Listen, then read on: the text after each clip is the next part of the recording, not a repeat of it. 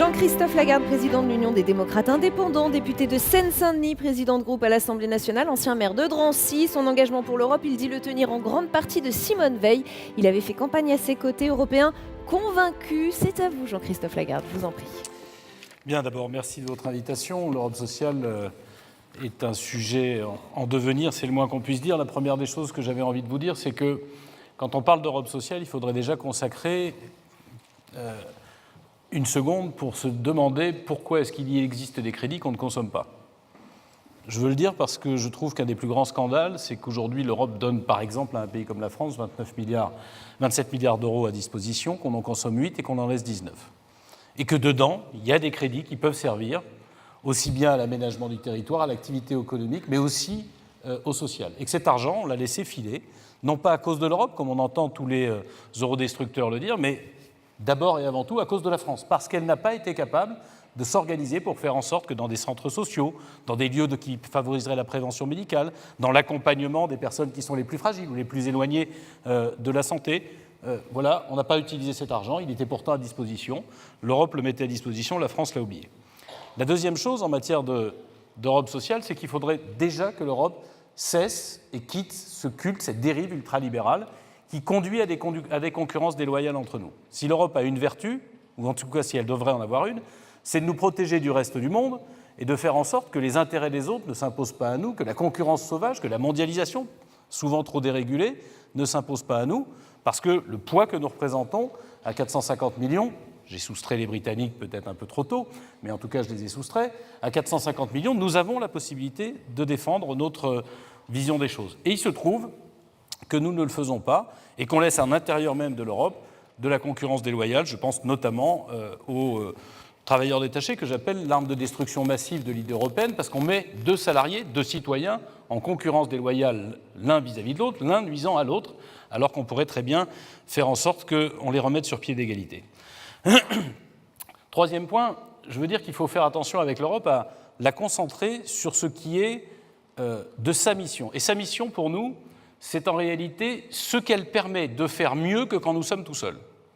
Et je regardais l'étude qui a été faite par la Mutualité française, il y a des domaines auxquels il ne faut pas toucher, et il y a des domaines sur lesquels il faudrait enfin libérer l'Europe. Domaines auxquels il ne faut pas toucher, je ne pense pas que le domaine de la santé soit un domaine prioritaire pour l'Europe.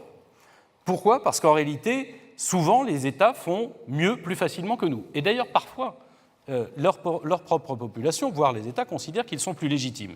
En revanche, il y a des points sur lesquels on doit progresser. L'harmonisation des diplômes de toutes les professions médicales, qui a énormément traîné et qui pose aujourd'hui des difficultés.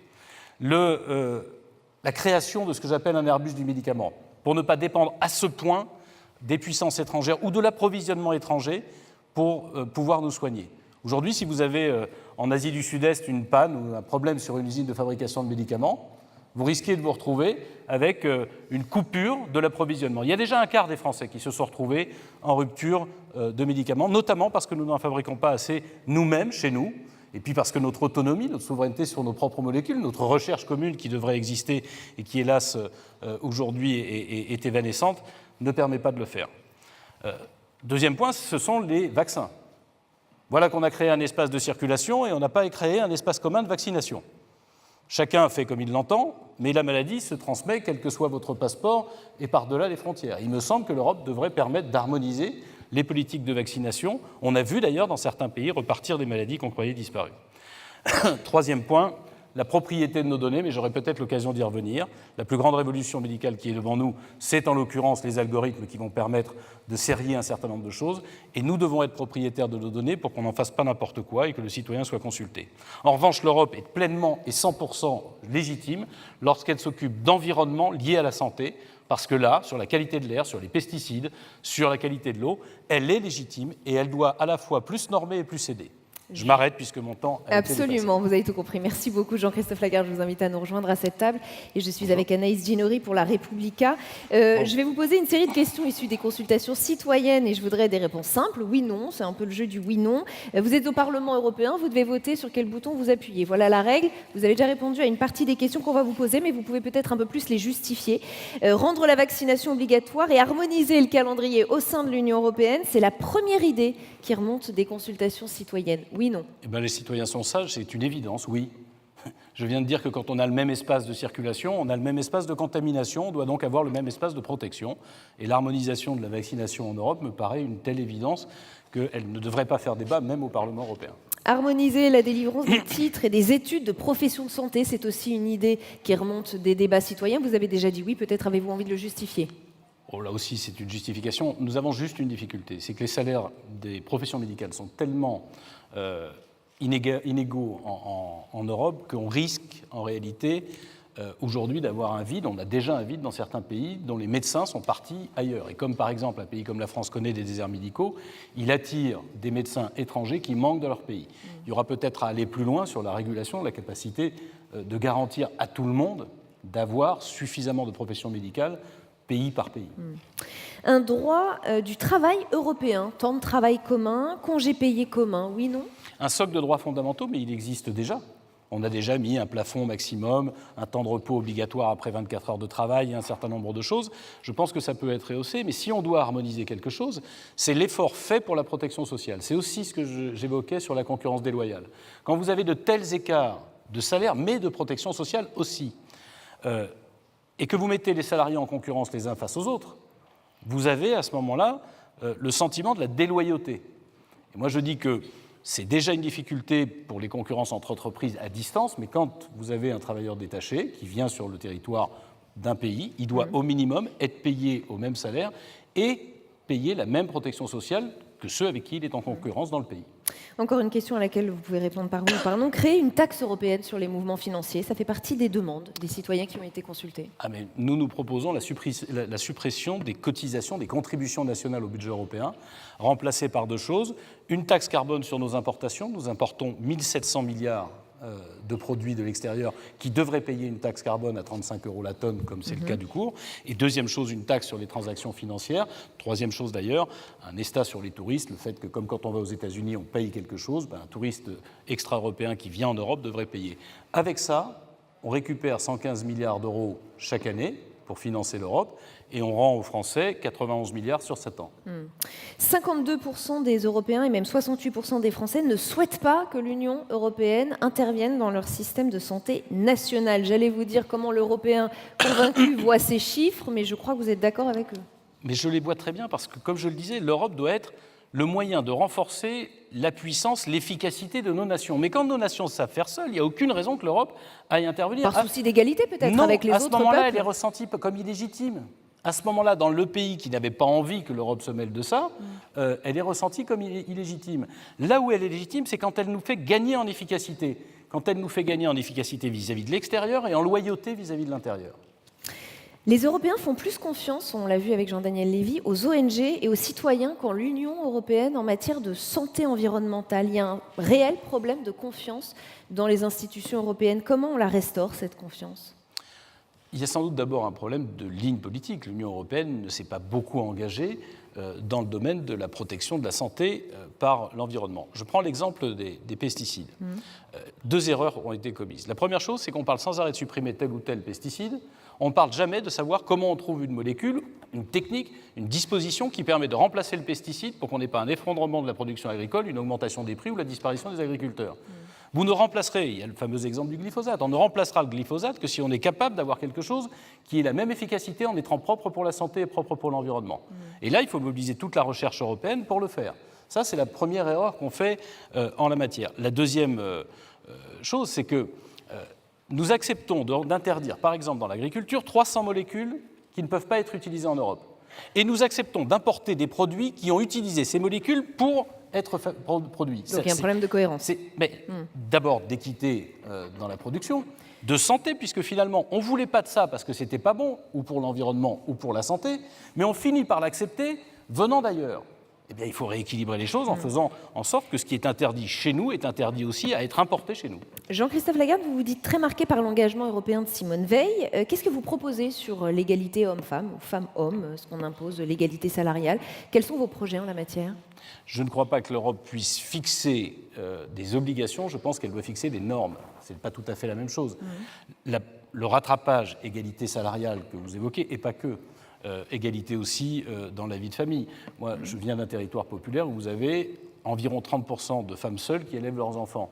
Est-ce qu'on s'adapte à ces femmes? Ou est-ce qu'on passe à côté et on dit c'est pas notre sujet?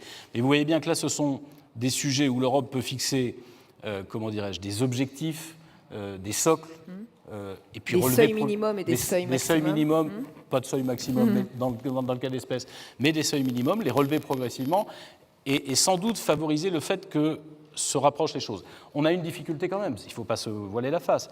Dans nos pays européens, on partage une même culture, on ne partage que rarement la même vision de la place de la femme dans la société. Et il y a des pays beaucoup plus avancés, y compris que la France, et il y a des pays qui sont plus loin. Ce socle qu'on pourrait relever petit à petit permet à tout le monde de progresser. Anaïs Ginori pour La Repubblica. Oui, j'ai vu que vous vous êtes exprimé pour la légalisation du cannabis en pointant des éventuels risques pour la santé publique, mais des gains en sécurité publique. Est-ce que vous confirmez cette position? Alors ça date un peu, et je vais vous dire, j'ai découvert qu'on y gagnerait en sécurité publique, parce qu'il y a tout un tas de délinquances qui drainent derrière ça, mais on y gagnerait aussi en santé publique, en tout cas pour la France. Parce qu'il se trouve qu'avec notre interdiction, quand on se compare à des pays, entre guillemets, qui n'ont pas cette interdiction, on consomme plus que les jeunes Français, plutôt les jeunes, même si on les prend jusqu'à 35-40 ans, consomment plus de matières stupéfiantes que les autres. Donc en santé publique, c'est mauvais, et ça a des conséquences en sécurité publique. Je veux juste préciser une chose. Moi, je ne veux pas la légalisation, je veux la monopolisation. Je pense que c'est à l'État de le faire. Et je préfère qu'un drogué soit en face d'un agent social de l'État qui n'a pas intérêt à l'enfoncer, plutôt qu'en face de son dealer, qui lui a intérêt évidemment à le faire consommer. Juste une seconde, comment vous convainquez Chypre, par exemple, qui punit de peine de prison la consommation de cannabis? Si la peine de prison avait réussi à limiter la consommation de cannabis en France ou D'accord, mais ailleurs... c'est ce que fait Chypre. Alors comment on les convainc? Je pense que c'est absurde. Je pense que c'est absurde, voilà. Pour revenir sur le glyphosate, vous en avez un peu parlé, mais on a quand même l'impression, quand vous dites que vous êtes contre l'interdiction, en tout cas à court terme du glyphosate, que vous préférez les intérêts des agriculteurs qui utilisent encore ce produit à la santé publique. Pardon, madame, mais je pense que c'est une totale incompréhension. Qui est en danger avec le glyphosate? Les consommateurs? Non, absolument pas. Qui est en danger? Les agriculteurs. Donc ce n'est pas dans l'intérêt des agriculteurs d'avoir du glyphosate. C'est eux qui risquent d'être intoxiqués. Ce n'est pas celui qui va manger un produit qui se trouve là. Je dis simplement que vous pouvez, par exemple, c'est une maladie française, vous pouvez interdire le glyphosate en France comme on dit qu'on le fait. D'ailleurs, je vous prédis qu'en 2021, vous verrez qu'il y aura encore du glyphosate en France, parce qu'on n'a pas cherché le produit de substitution et qu'on aurait dû le faire au niveau européen pour que ça ait une chance, entre guillemets, d'être économiquement équilibré. Mais je reviens. À partir du moment où vous dites que vous l'interdisez, vous perdez un volume de production, vous augmentez votre prix de 25 ou 30%, vous ne vendez plus ce prix-là. Donc l'agriculteur français, il est ruiné. Mais vous, consommateurs, qu'est-ce que vous allez faire? Vous allez quand même acheter la mandarine, la poire, la pomme, etc. Vous allez l'acheter, elle sera produite où? En Espagne ou en Italie, où elle n'a pas été interdite. Donc vous aurez tué l'agriculteur français et vous mangerez quand même un produit qui est fabriqué avec du glyphosate. Juste, vous avez parlé de la taxe sur la transaction financière, la taxe GAFA que la France va introduire. Pour ou contre, si j'ai bien compris? Elle vient d'être adoptée hier à l'Assemblée nationale et je pense que c'est une erreur de modèle économique.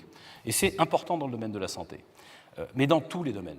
Les données avec lesquelles les GAFA font des milliards, ce sont nos données, c'est vous, c'est votre comportement, c'est votre santé. Et je veux que l'Europe crée un droit, comme un droit d'auteur, un droit de propriété des données. Vous choisissez d'ailleurs si ces données peuvent être utilisées, si votre comportement, si votre santé peut être utilisé. On a fait le RGPD. Quand on clique tous OK, on pourrait aussi cliquer « Vous avez le droit d'utiliser mes données ou pas ». Si vous n'utilisez pas mes données, je paye le service que j'ai sur Internet. Si je vous donne pour avoir la gratuité mes données, vous allez me payer. Parce qu'il se trouve que ces milliards nous appartiennent. Et ce que je dis, d'une phrase, ce n'est pas quelque chose qui est loufoque. C'est ce que dit Yuval Noah Harari. C'est ce que dit le gouverneur de Californie, le pays de la Silicon Valley. C'est ce que dit le PDG de Samsung. Et on doit s'arrêter là. Nous sommes en train de passer à côté de ce sujet, y compris dans la campagne européenne. C'est vrai dans le domaine de la santé, c'est vrai dans tous les domaines. Les données nous appartiennent. Ceux qui les utilisent doivent nous payer pour pouvoir les utiliser et s'enrichir avec. Merci beaucoup, Jean-Christophe Lagarde, d'avoir été avec nous aujourd'hui pour Place de la Santé Europe sur Public Sénat. Merci infiniment.